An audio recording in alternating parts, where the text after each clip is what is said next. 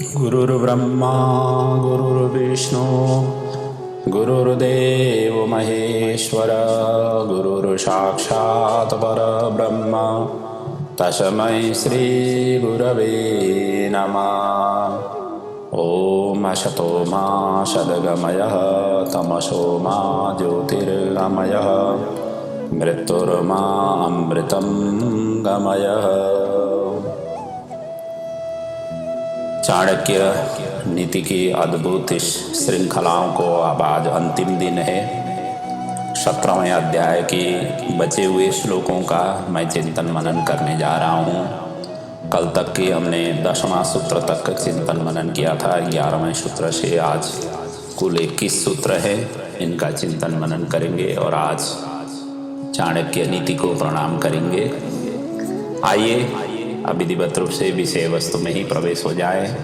बड़ा अद्वितीय अद्भुत इस ग्रंथ की जिन जिन भक्तों ने जैसे जैसे आनंद उठाया, बार बार सुनने लायक का ये ग्रंथ है, बार बार पढ़ने लायक का ग्रंथ है, ताकि जीवन में हम उतार सकें। आइए 11वें श्लोक में चाणक्य जी कहते हैं, पाद्य शेषम पिता शेषम संध्या शेषम तथैव च श्वानमूत्र समम तोयम पीत्वा चांद्रायणम चरेत। ये कहते हैं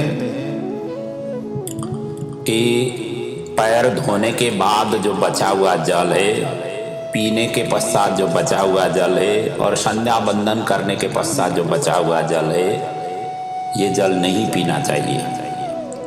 ये पीने से चांद्रायण व्रत करनी पड़ती है।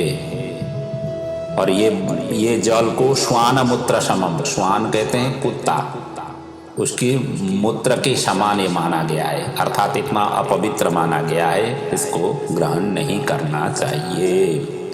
ये बचा हुआ जो भी जल है इनको विसर्जन करना ही श्रेयस्कर है। इनको वापस प्रयोजन में नहीं लेना चाहिए। एक तो पैर धोने से बचा हुआ जल, पी करके बचा हुआ जल और संध्या बंदन में प्रयोग किया गया जो जल है, जो संध्या बंदन करके जो बचा हुआ जल है। अगले सूत्र में कहते हैं, दाने न पारणे न तो कंकड़े न स्नाने न शुद्धिर न तो चंदने न माने न तृप्तिर न तो भोजने न ज्ञाने न मुक्तिर न तो मंडने न। कहते हैं ये हाथ की शोभा दान से होती है, न कि कंकण पहनने से।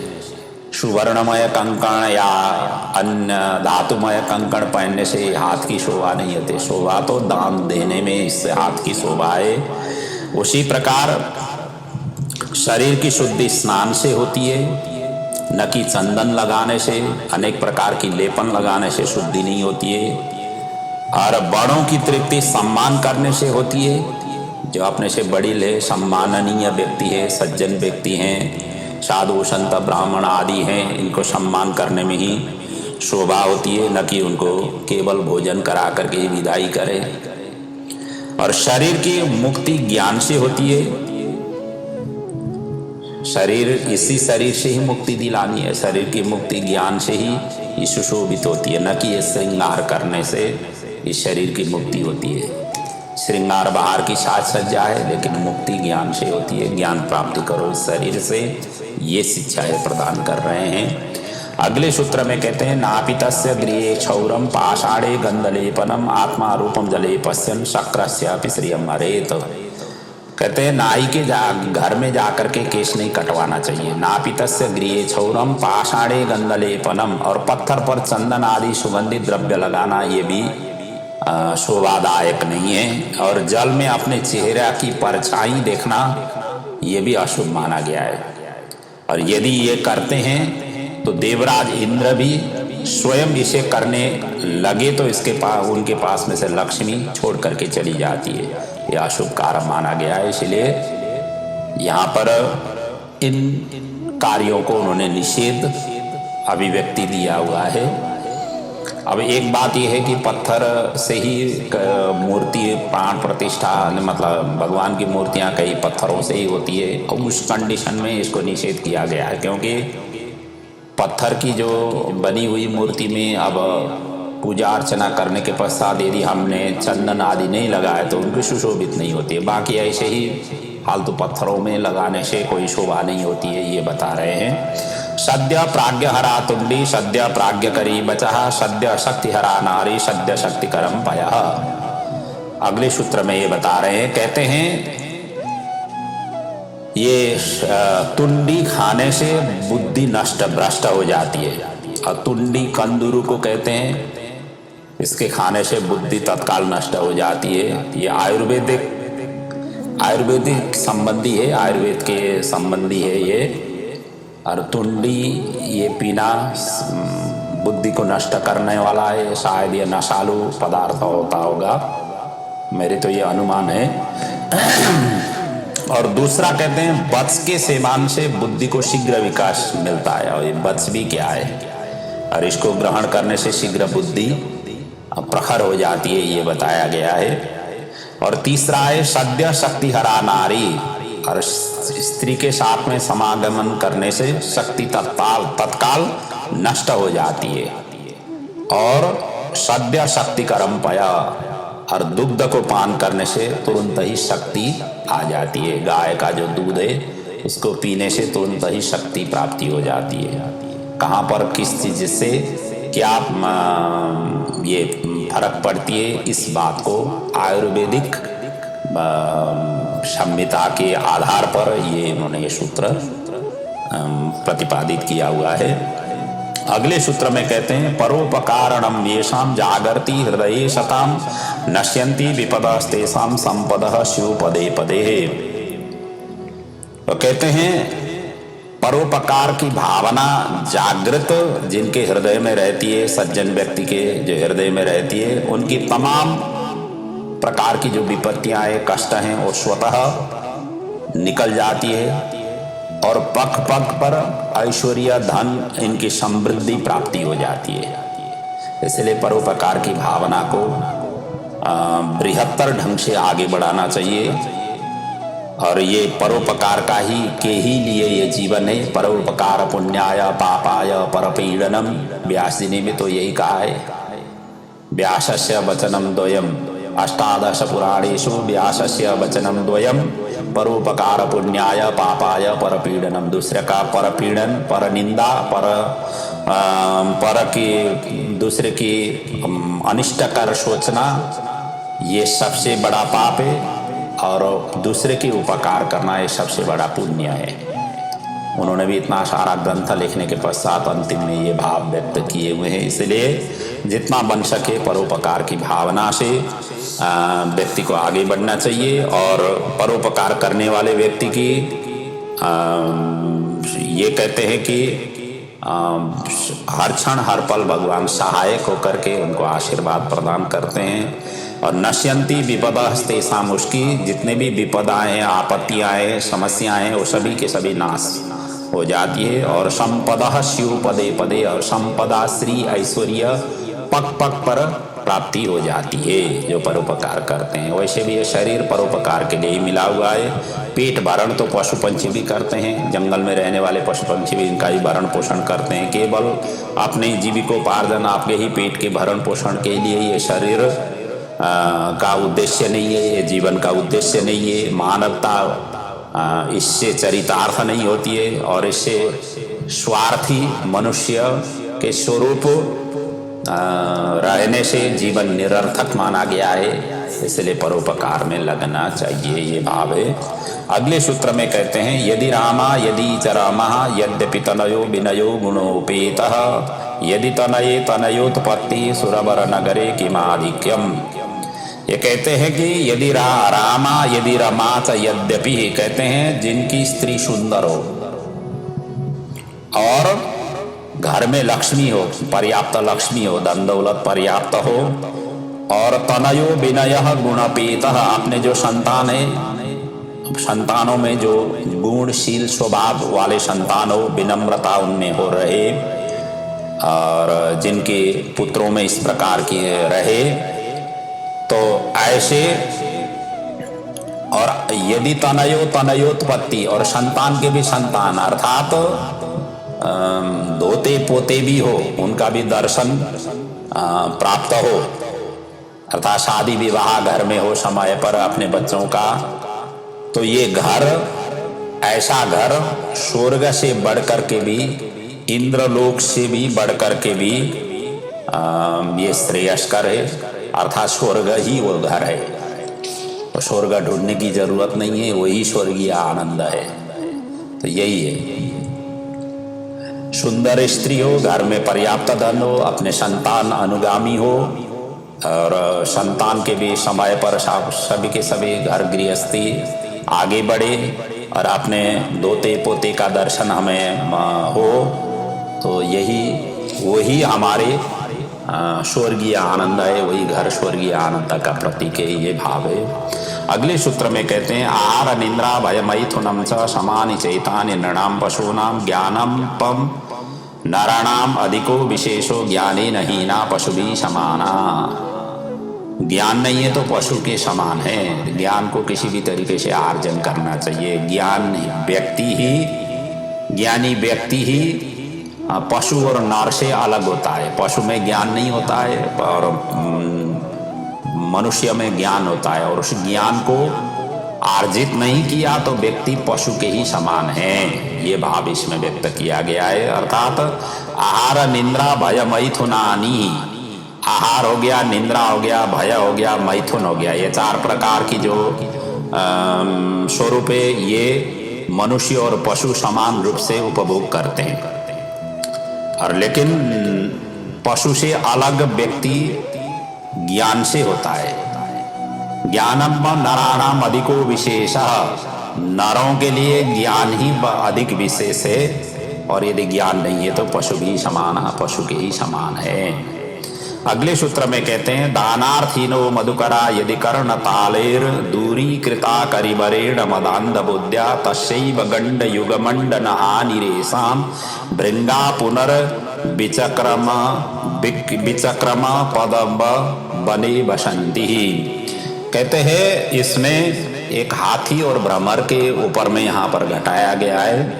कहते हैं अपने मत से अंधा हुआ गजराज हाथी यदि आपने मंद बुद्धि के कारण अपने गंडस्थल पर बहते हुए मद को पीने के लिए कोई भौरा आकर के वो पीना चाह रहे हैं, और अपने कान, हाथी के तो कान भी बड़े बड़े होते हैं, और कानों को फड़फड़ा करके उसको भगा देता है, तो इसमें भौरों का कोई हानि नहीं है। भौरों तो वहां से उड़ करके कमल में जा करके फिर अन्य अन्य सुगंधित पुष्पों में जा करके वो अपना रस ग्रहण करेगा, लेकिन हानि तो यहाँ पर उसको ही होगा, मतलब हाथी को ही होगा। और वहां से हट करके वो खिले हुए कमलों का सहारा लेते हैं, और उन्हें वहां पराग रस भी प्राप्त हो जाता है दूसरी जगह जाएंगे तो। परंतु भौरों का न रहने से हाथी के गंडस्थल मस्तक की शोभा नष्ट हो जाती है। ये भाव इस सूत्र का है।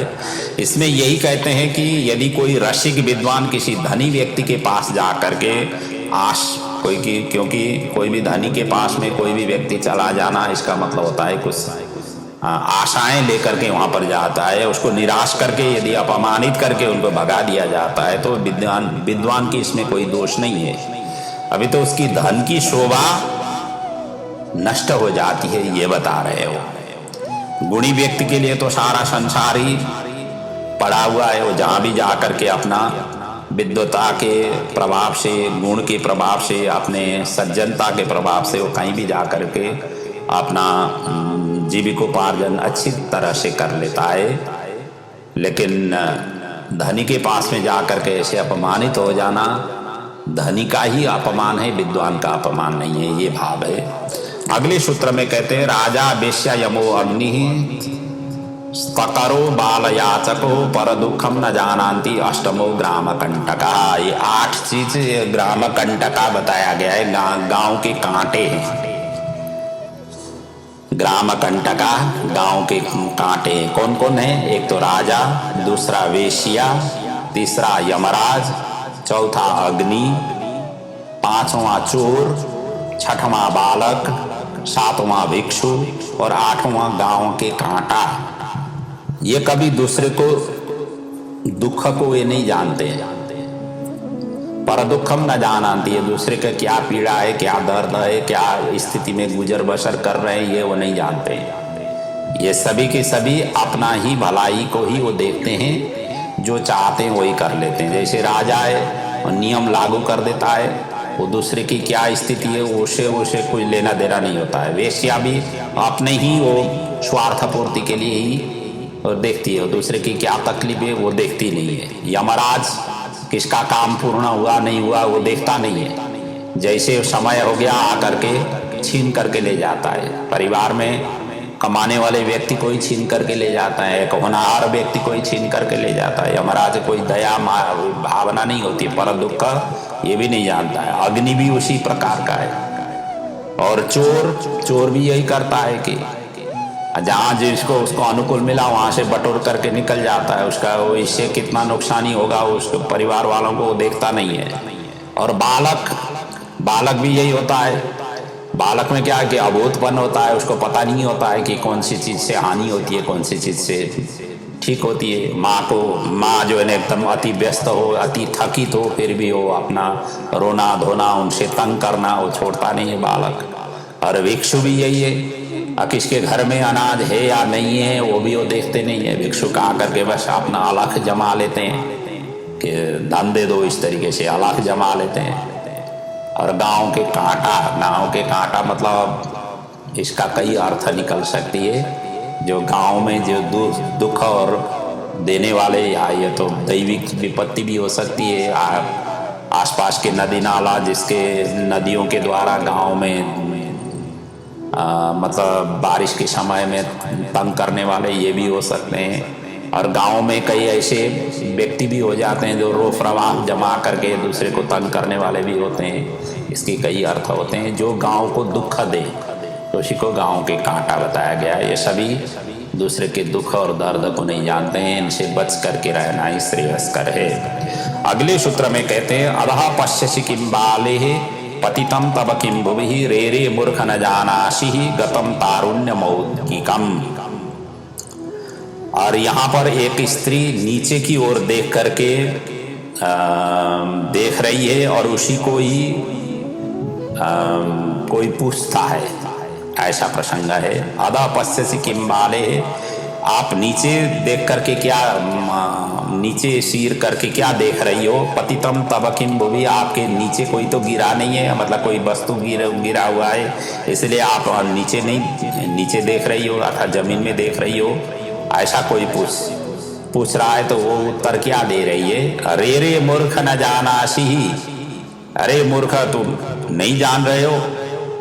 तो स्त्री कहती है तुम नहीं जानते हो मेरा युवा अवस्था रूपी मोती तारुण्यम मौक्तिकम विभम, ये युवा अवस्था रूपी जो मोती था वो नीचे गिर करके नष्ट हो गया है, ऐसा वो उत्तर दे रही है। अर्थात यौवन का मोती एक बार जो नष्ट हो जाता है फिर वापस नहीं आता। एक बार जवानी चली गई तो फिर वापस नहीं आती। एक बार बाल्यापन चला गया फिर वापस नहीं आता है। जो उम्र बीत गया पुनः वापस नहीं आता है।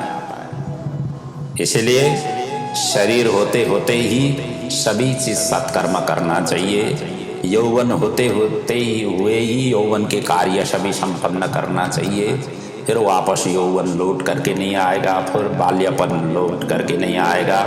जो उम्र जिस कार्य के लिए विहित किया गया है उसी कार्य के लिए ही उस उम्र को सदुपयोग करना चाहिए, तभी जा करके जीवन की सार्थकता है। और उसकी प्रतीक्षा नहीं करनी चाहिए कि जब समय आएगा तब करेंगे, इस तरीके से नहीं करना चाहिए। ये भाव इसमें व्यक्त किया गया है। और ये अंतिम सूत्र जो चाणक्य जी बता रहे हैं, चाणक्य नीति का, कहते हैं बालाश्रयापि विफलापि शकंटकापि बकरापि पंकिलभवापि दुरासदापि गंधेन बंधुरसिकेत कि सर्व जंतुर एको गुणः खलु निहन्ति समस्त दोषान। एक ही गुण जिस व्यक्ति में हो तो अनेक प्रकार की दोषों को वो एक ही गुण के माध्यम से अनेक दोषों को वो दोष के ऊपर हावी हो सकता है, उसको विजय प्राप्त कर सकता है। कि जैसे कि यहाँ एक केतकी पुष्प के ऊपर में यहाँ घटाया गया है। वो कहते हैं हे केतकी, वह उसको ही संबोधित करते हुए यद्यपि तो सांपों का घर है, केतकी के आसपास में सांप रहते हैं ऐसा माना गया है। और फल ही नहीं, केतकी फल भी नहीं देती है और कांटेदार रहती है, उसके कांटे होते हैं, जैसे गुलाब की कांटे हैं वैसे इसमें भी। और टेढ़ी भी है, मतलब उसका सीधा वृक्ष भी नहीं होता है।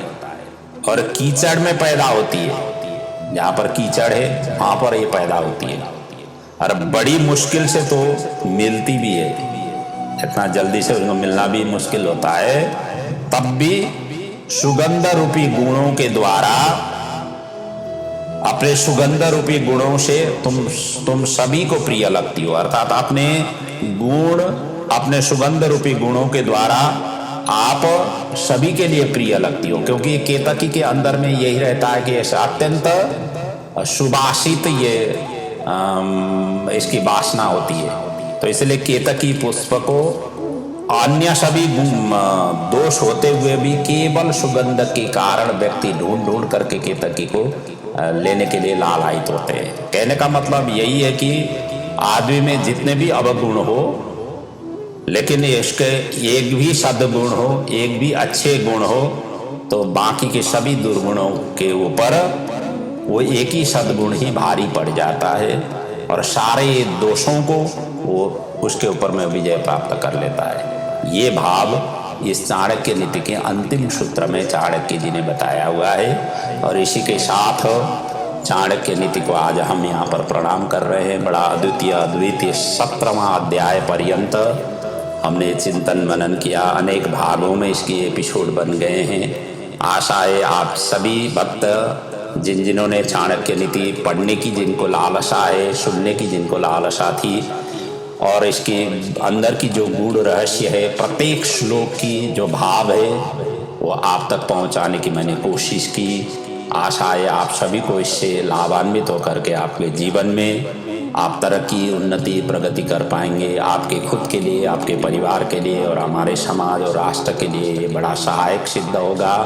वैसे भी इतना अद्भुत अद्वितीय ये ग्रंथ है जिसको आज से 2500 वर्ष पहले रचना किया गया। यह पुस्तक आज भी हर व्यक्ति के लिए प्रिय है।